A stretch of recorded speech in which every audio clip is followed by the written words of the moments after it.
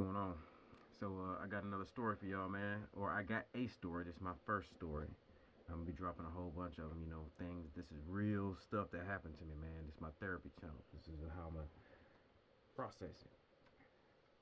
Man, the devil went down to Georgia. That song is deep when you really start to think about it, cause it's so true, man. The devil, he's so active down there in Georgia right now. He's been active in Georgia, and that's another story for y'all. I'll tell y'all. That was the time I played with my soul. Real stuff. So this particular time, man, I'm down here. I'm locked up in Rome, Georgia. At the time, this was around the 95, 96 era. This would have been before Tupac died. That was one of those. You have certain things or events that happen in your life, and you kind of tie that time around. It's like a milestone. I remember Tupac dying. That was a big milestone when I was young. Not that I was a Tupac fan, but I just remember that it was all over the media, like it was just like crazy. Tupac died. They didn't know who the shooter was. Blah blah blah blah blah. Yeah. So this is like maybe '94. You know what I'm saying? I had stolen a car in Marietta, Georgia. I was 13. I stole a car, and I had the car for like a week. Yeah, yeah. It's a story I'll tell y'all, man. I had the car for like a week, and I was just riding around, and it was like nothing. I had swapped the license plates. You know what I'm saying? Thinking that if the license plate, I was young and dumb, but I had swapped the license plate, and I was riding around there. And the crazy thing is, I was in the same neighborhood. I didn't even go nowhere. Like, I think the furthest I went was maybe 4 or 5 miles down to like. Nowadays you got a Dollar General on one side of a road, and if you keep driving a couple miles, you'll hit another Dollar General about that distance. So maybe 5 or 6 miles. But yeah, I was just riding around. I was like, king of the streets, and the car was it was one of them old school Dodge cars, man. It was um dang, actually I can't even think, a Plymouth Caravel. Yeah, that's what it was, a Plymouth Caravel. Y'all look that up, man. It's just an old sedan. It wasn't aerodynamic. It didn't have no luxuries, no nothing. It was just a car to get around, a point A to point B. But it wasn't old and beat up. It ran good, but it was just one of them old cars back in the day. So yeah, I had stole the car, man. Keys was in it. Like I said, that's a whole nother story.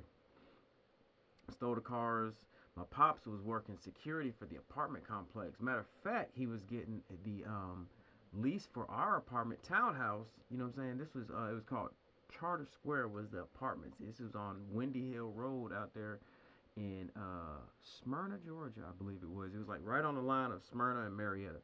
And yeah, man, this is all factual. Windy Hill Road. It was this apartment called Charter Square. They might still be there today. I don't know, but he did the security. He would lock up the laundry room and the swimming pool at night. You know what I'm saying?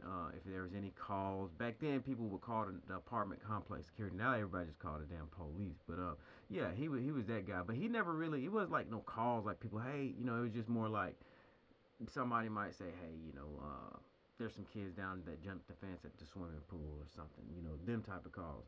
And so, yeah, he was getting rent for free. And at the time, I can't remember what it was. It was a 3 bedroom townhouse. They had been there before me even getting there. I was living with my mama. At the time, no, I was with my grandmother, and I guess I was a little too much to handle. And so my mom, she was in the army. She was overseas. She was like, well, he gonna go stay with his daddy. They were separated, the divorce. And so I went down there to stay with my dad, and yeah, I stole a car, and I'm riding around, man, and it wasn't really nothing. I had a history, and end up one morning I slept outside my partner's apartment. You know what I'm saying? We kids, right? I'm talking like I'm grown, but yeah, we was kids. Like I stayed with my mama. Of course you stayed with your mama. You was 13. Okay, so yeah, his mom was like, nah, ain't no spending night on a weekday. It's a school night. So it was like, cool. I got the whip, man. Hey, I'm gonna be right outside. So I crashed out outside in the car. You know, fell asleep behind the wheel. I think I left the radio going and the engine running, all that to keep some heat. It wasn't cold, but it was like chilly nights. And when I woke up, I usually at that time I was waking up around like 6, right when the sun comes up. When it's coming up, you know what I'm saying? That dusk, it's like it ain't full sun like noon, but it ain't dark no more either. And I just remember waking up, looking in the rearview mirror, and I seen a police car back there. He didn't have his lights or nothing on, but I'm in an apartment complex. I'm parked in an apartment in a parking spot, right? And there is a bogus tag on the car. And so I'm like, man, I panicked like instantly. Like my heart just. I'm talking about like, bro. You wake up, you know how it's only a few times you've had it happen, but you wake up and immediately you on 100. That's how I looked. I just woke up and just looked in the rear view, and boom, there he is. But like I said, no lights. He wasn't outside of his vehicle. He was just parked behind me, and he was in the car. And you know what I'm saying. So I was like, in my mind, I'm like, okay, he running the tags. Something's not matching up, adding up, blah blah blah. And so where I was parked at, I was parked right. It was so where I was parked at was like these are apartment buildings. So you got his apartment building, and then you got another apartment building, and there's like a little breezeway in between, an opening, you know, like, and that's where I was parked in that little opening. So the first thing I did was I dropped that sucker in drive, and I hit it. Now keep in mind, this is a Caravel.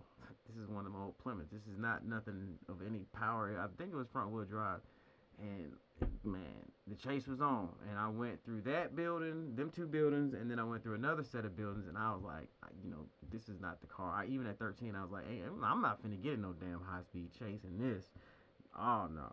So I was like, you know, as I'm driving, I'm grabbing all my stuff. It's in the back seat. I done basically made it mine. You know what I'm saying? I got my stuff set up. So I'm grabbing everything of importance. You know what I'm saying? And I'm like, all right, when I go up through this next set of buildings, I'm gonna make a left or a right, whichever, and I'm footing it. So I do just that. I cut through the building, throw it in park. The car is kind of still sliding because it's grass. I'm grabbing my stuff out, and I'm out the door. I'm running, man. I'm running, and he's obviously behind me. He followed right behind me. You know what I'm saying? And all I hear is stop, or I'll shoot you in the back. He ain't tell me that shit twice. I stopped. I stopped. He came up, you know, they do the usual. Boom! Threw me on the ground. You know, he had to show who was in charge, I guess. He threw me on the ground, slammed me on the ground rather. Put the handcuffs on me, took me, locked me up. That was over there in Cobb County Juvenile Detention Center. All right. So I was over in there, you know, and anytime you're in there for like any type of charges that are semi-serious, you know, more than something that your parents can come pick you up on, like where you got to go to court, you know, you're pretty much in the system. And so somehow or another, I end up getting transferred to Rome, Georgia. Yeah, I got transferred to Rome, Georgia, because I was, you know, with court and stuff, I was waiting for a little minute because I was a minor, I was a juvenile, I was only 13, and it was a non-violent offense, you know. I don't even think it was Grand Theft Auto. I can't remember the charge, what the charges were, you know what I'm saying. I knew I stolen a car and evading police or eluding police, I think it was, but it wasn't like no charges like larceny or grand like that. I don't remember, but I knew that what I'd done. And so juvenile was easy, man. I had ran away all the time, and in times there was a lot of times where I just didn't want to be at the house. My dad he was strict, and so I would run away, and whenever I got caught, I was like, cool, I'll go kick it with the fellas. You know, it wasn't like that bad. There was fights, yes, but like up in there, man, it was just people that made a bunch of dumb decisions, and we had a good time, you know. And some of the staff, you know what I'm saying, the guards, whatever you want to call them, they was cool with us. They get out in the basketball court. We had like a rec area. They go play ball with us. We played dodgeball. You know, we didn't have no weights. We did go out in the open yard. We had a open little area. We can go outside and we play football. And back then we played tackle. I remember getting the wind knocked.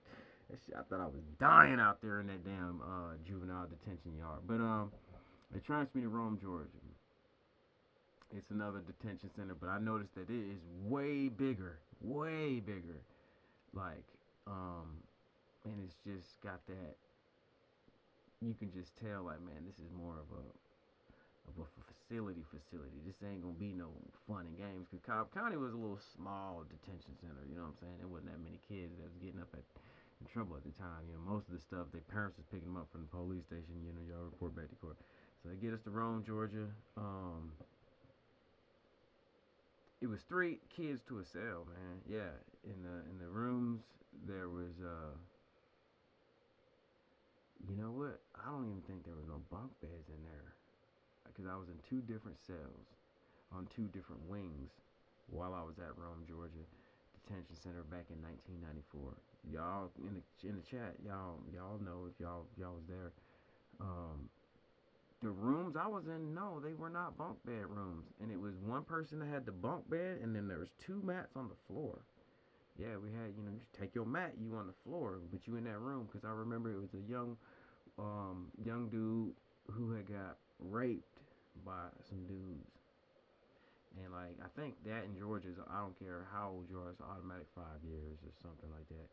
But yeah, he had got raped in there, and so I was on one side, one wing, and then I don't remember why I got moved to the other wing. But at night, some nights, man, we were kids, we was young, we sit up in the cell and just reminisce. Man, when I get out, I'm gonna do this. I'm gonna eat some ice cream, man. I'm gonna go and I'm 13, and so I get moved to another room, and we get to talking about, man, we finna escape, we finna do this, we finna do that. And dude was like, yeah, man, I know this lady, man, she'll let us stay with us. And so we getting excited. I'm like, oh, okay. So we would talk about that stuff all night. And at the time, it was either talk about escaping, or we would talk about, like, we had the Lowrider magazine and the trucking magazine and the mini trucking magazine. Y'all, man, y'all remember? And we just talk about it. And like, I had it in my mind. I even think I had like paperwork written out of everything I was going to do. Like, yeah, I'm going to give me some carpet, get it lowered. I'm going to get the cap on the back. I want mine painted purple.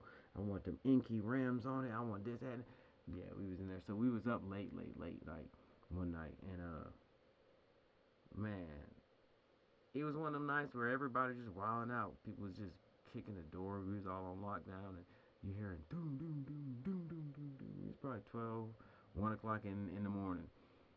And the guard kept coming down. I'm gonna give you a description. He was a chunky black dude, wore glasses, um, looked like he probably worked a day shift job. Like he probably was up there in the little guard area asleep, because here's the thing, back in 1994 there was no like booth like they have in prisons where they can see everything. The way it was like a big square, and I remember that inside was like the field or the open area where we could go and have our outdoor rec, but it was a square. They had like wings, hallways if you want to call it.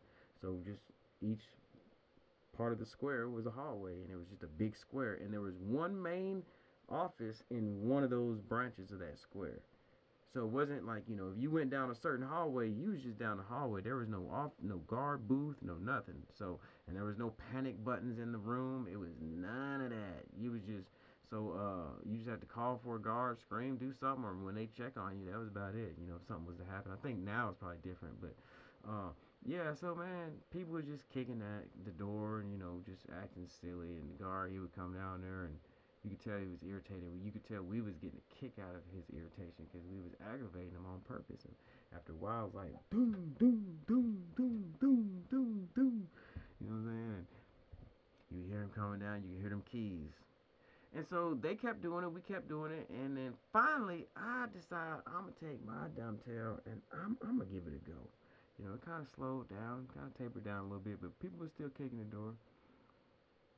And so I go over to the door, and I just like kind of slid my mat up, because it was like a thing. You just lay your mat, the lights is out, just doom, doom, just lay on your back and just doom, doom.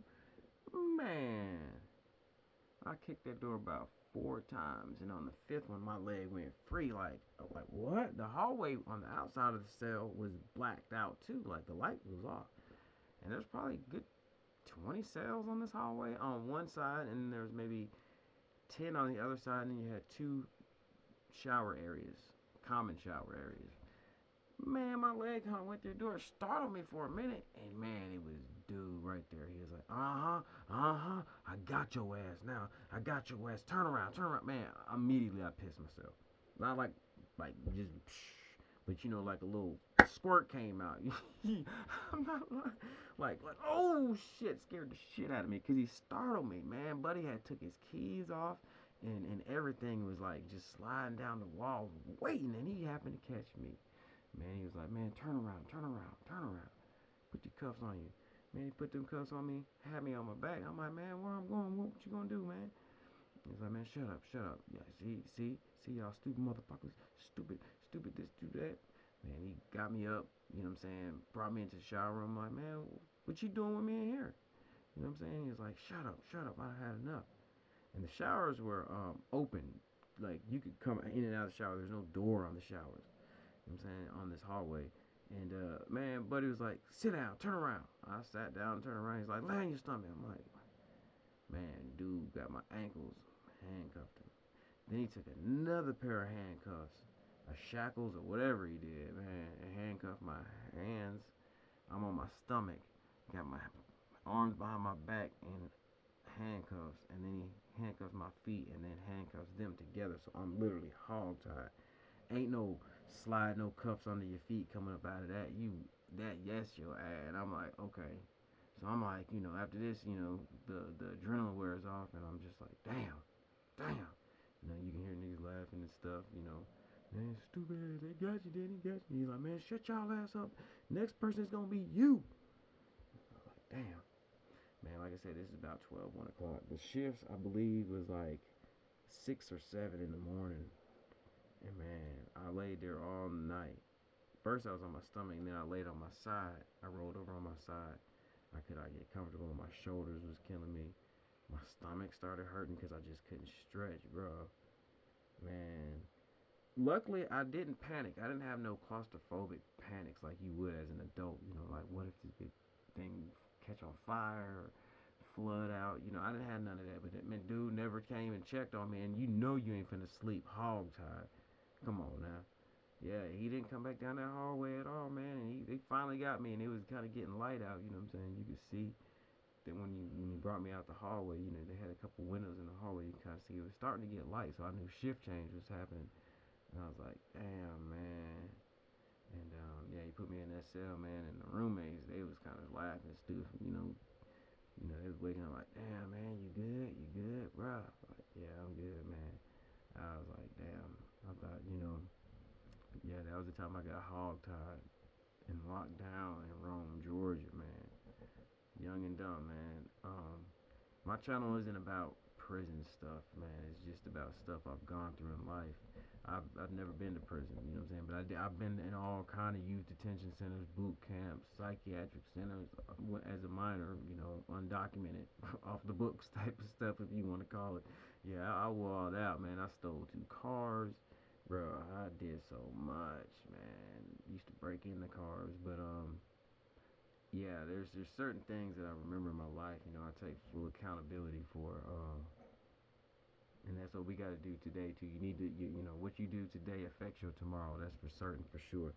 So I had to give up that whole street lifestyle, man, because it's just addictive. It's never ending. You're never gonna be the top dog, because there's always gonna be some up and coming person. You're never gonna be satisfied with enough women or a beautiful woman or the bigger house or a bank account. You're always gonna want more. You're not gonna be satisfied no matter how much you got. I think that's probably one of the reasons B.B. King wrote that song, man. The thrill is gone. Like, after when you broke and you finally get a little money, man, it's like you hit the lottery. You know what I'm saying? But after a while, you get used to it. It's just because it's natural, and then it's like, what next? What next? How can I get that feeling back of how I first felt? And that's what I think. Like, I think it's pointless, man, to be selling our souls and doing all this stupid wickedness for little gain, little profit. We ain't really profiting much off of the stuff we do, you know what I'm saying? So that's what I got for y'all today, man. The time I was hog-tied and locked down in Rome, Georgia. I'm gonna holler at y'all on another one. I got plenty of things that have happened, I've seen happen, current events, my opinion, this, that, and the other. So yeah, y'all stay tuned, man. Polo Talks 81, I'm out.